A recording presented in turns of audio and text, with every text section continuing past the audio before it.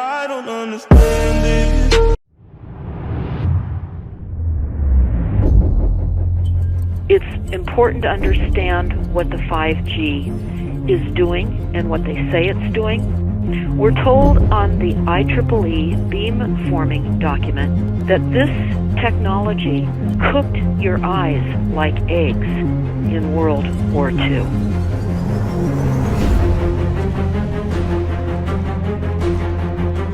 And you all need to understand these are military weapons.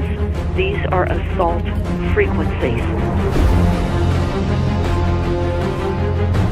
If you garner nothing more than that, that's what you need to know. It's microwave radiation warfare, is what this is.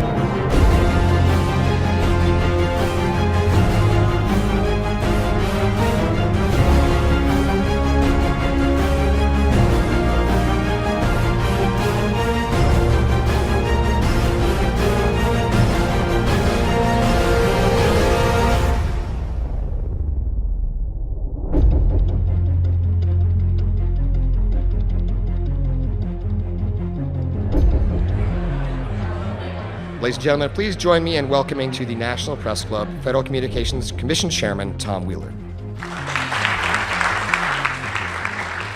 It's an honor to be here at the National Press Club. The first generation wireless, 1G, was voice. The second generation, 2G, allowed both talk and text. Third generation, 3G, the internet, in a limited way.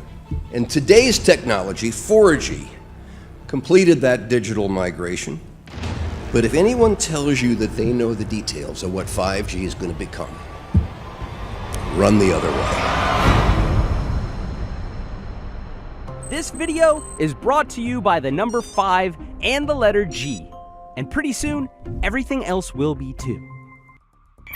I have to tell people 5G is a killer. I'm Mark Steele. Anybody who hasn't heard me, I'm a weapons systems head-up display expert, one of the leading experts in the world. I've actually broke cover in relation to this, and the reason I became an expert was to invent them. What I'm going to say to you today, do not believe a single word I say. Not one. I want you to do your own research. You'll find it's absolutely terrifying. You got your body card? Aye. Oh, good lad. Right, because I can talk to that. This 5G rollout is a weapon system. I've got a letter in with central government because I know about weapon systems more than anything other. In Britain, in a place in the north of England called Gateshead, a scientist there called Mark Steele has been very publicly and actively warning people about the effects of LED streetlights, which he says in Gateshead are emitting now 5G. Right, what's the crack? Hey, lads. I'm just having a word with these Gateshead council workers about replacing these transmitters on these lights that are causing harm and assaulting the community. This is an existential threat to the economy, to the environment and humanity. If these transmitters are everywhere, then everyone's at risk, surely.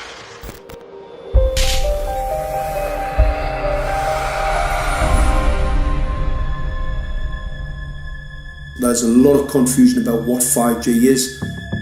The G stands for generation. So you started off with the first transmitter system. Back in the 1980s. In the 80s, yeah. So you had 1G, then you had 2G. And as the generations moved on, you started to see more complex signal systems, cleverer pieces of antenna designs, etc., etc. So the whole thing became more data, quicker downloads, etc., etc. However, 5G is something completely different. Alright, let's get a breakdown. Let's tell the people what this really is. This is the 5G transmission device. That's a hell of a beast, that, isn't it? These are the uninsurable transmitters. Just get a good look at that, guys, because obviously I know there's quite a few experts who want to see more detail about the transmitters and the chipsets. Just have a good look, boys. This is the control management system masquerade. There's an antenna there, you see that? What is this phased array antenna here? What's that? This is for phased array, alright? As you'll see, it's got a driver, it's got some chip there. It's one chip. Look at the chipsets on this. This is your dystopian world. What did Gateshead Council say? I'll tell you what, I think we better send some of these educated fools back to school, or just send them to prison, whichever's the easiest. I think prison's probably better. Alright, that's 5G, guys. That's 5G hardware. You must consider the whole part played by electricity in nature. Human beings cannot go on developing in the same way in an atmosphere permeated on all sides by electric currents and radiations. It has an influence on the whole development of man. This life of men in the midst of electricity, notably radiant electricity, will presently affect them in such a way that they will no longer be able to understand the news which they receive so rapidly. The effect is to damp down their intelligence. Such effects are already seen today. Even today, you can notice how people understand the things that come to them with far greater difficulty than they did a few decades ago. Rudolf Steiner, 1924. Rudolf Steiner noted that in 1924, since then our atmosphere has become far more permeated with electric waves of widely diverse types. There's no doubt now that electric waves, electromagnetic forces, cause direct biological effects. There's thousands of peer-reviewed papers on this subject. There's no doubt about it. But what are these effects? How are they affecting us? What can we do about it?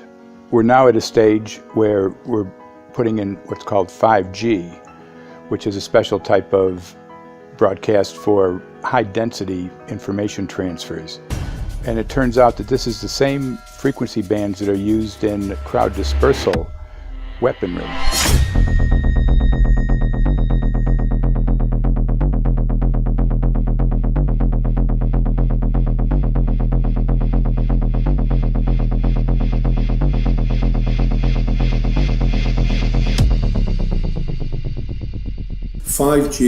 First and foremost, is densification. So it's significantly more transmitters in close proximity to a human, and it is also a sophisticated, illegal, unlawful transmitter.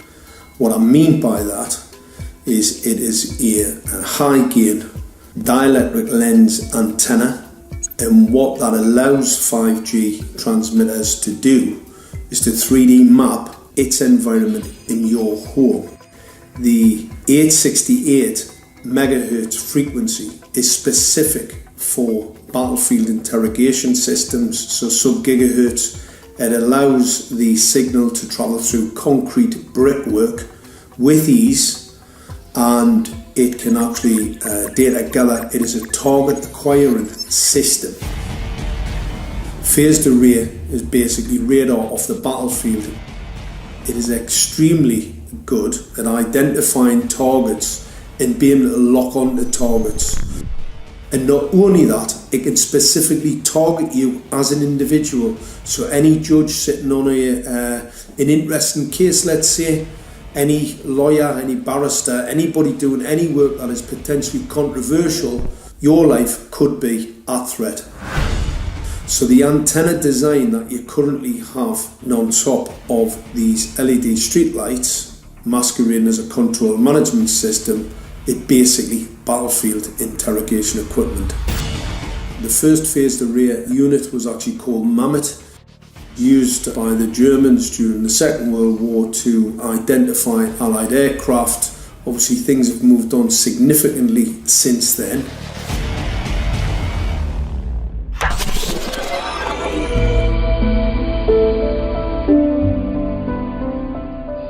Well, I joined the Royal Navy in 1960, and I specialised in microwave warfare. Radar, obviously, which uses microwave, but they don't just teach you radar, they teach you all about microwaves and other uses. So I understood about microwave warfare and how it can damage people, how it can harm people. Microwaves then were used as weapons, as they are today. It is a perfect stealth weapon. And when governments don't like a group of people, for instance, the ladies who protest at Greenham Common in England about the American missile base they camped, they were microwaved. We microwaved Catholics in Northern Ireland to make them sick. It goes on all over the world. And it's a weapon that you don't know you're being targeted, because the dose is very, very low, which is actually more dangerous than a high dose.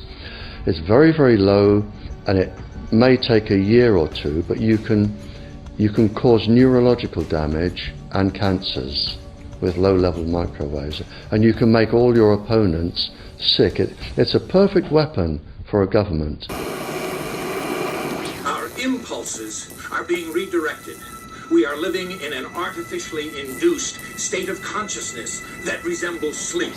Their intention to rule rests with the annihilation of consciousness. We have been lulled into a trance. They have made us indifferent to ourselves, to others. We are focused only on our own gain. Please understand, they are safe as long as they are not discovered. Keep us asleep, keep us selfish, keep us sedated. Almost immediately, I had neighbours knocking on the door, talking about children bleeding from the nose. I had images posted on Facebook. And one neighbour in particular came to my door and mentioned the fact that since the LED street lighting had been installed, she was bleeding from the nose every single night. I thought it was unbelievable. However, I spoke to another neighbour who lived not far from the first lady who mentioned this, and she also confirmed that since the LED street lighting had been installed, she also had started to develop nosebleeds and had never had nosebleeds before in her life. That then put me on a journey to investigate. I measured microwave radiation levels from the transmitters on top of the LED streetlights. The basic 868 megahertz, it was significantly higher than the current Council of Europe 1815 resolution, which is a maximum of 600 millivolts. I've measured up to over 3,000 millivolts. 5 to 6 times higher than the guidelines. Significantly higher than the current Council of Europe 1815 resolution, which states that 200 millivolts should be the maximum. The Bioinitiative report states that it should be significantly less than that. So we've got the Council of Europe, that's, the international criminal courts are stating that, the learned judges have said that 200 millivolts, and I'm measuring in bedrooms in Gateshead, minimum 600 and up to 4,000. Does this mean that in 2020, 2021, when 5G is destined to roll out globally, that you're going to get those kind of readings everywhere all the time? Everywhere all the time. Worse than that? Worse than that. Yes, 5G will connect the Internet of everything. If something can be connected, it will be connected in the 5G world. Hundreds of billions of microchips connected in products from pill bottles to plant waterers, requiring massive deployment of small cells. We won't wait for the standards. Now, to make this work, the 5G build-out is going to be very infrastructure intensive. We must reject the notion that the 5G future will be the sole provenance of urban areas. The 5G revolution will touch all corners, and that's damn important. The interconnected world of the future will be the result of decisions we must make today.